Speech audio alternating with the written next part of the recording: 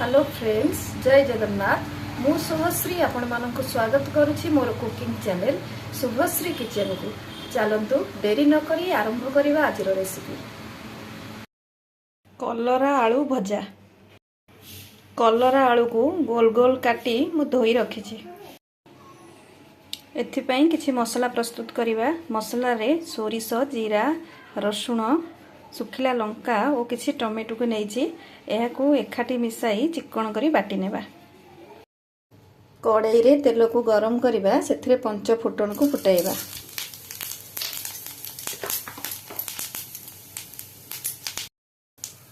पंच फुटन फुटी आसले रखिथिबा कलरा और आलू को देई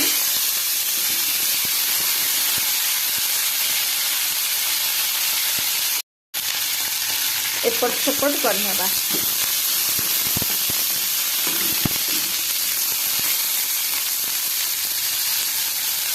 ऊपरे सोरिष मसला दबा। ता सहित हळदी गुंड, लंका गुंड को दबा।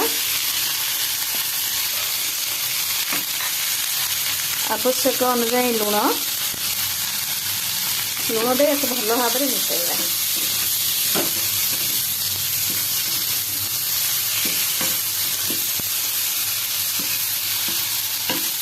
और सिझा आवश्यक अनुसार पानी दे आपको घोड़ाई नवा।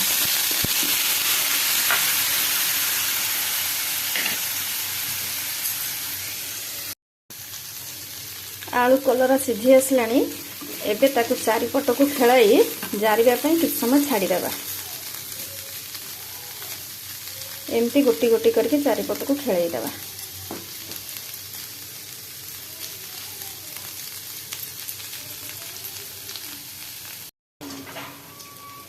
ऊपर एमती तेल दे कलर आलू को एपट सेपट कर नवा।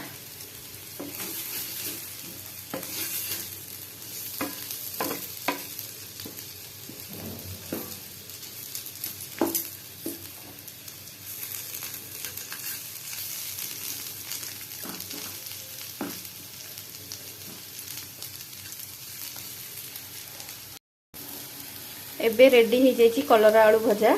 प्लेट को सर्व करिबा। कलरा भजा एबे रेडी हो जाइए। आपण या गरम भात हो बा पखाळ भात रे खाई परिबे। आशा करुचे यह आपण मानक निश्चय भल लागिबो। भल लागिले लाइक करिवे, शेयर करिवे और सब्सक्राइब करने को जम्मा भी भूलिबेनी।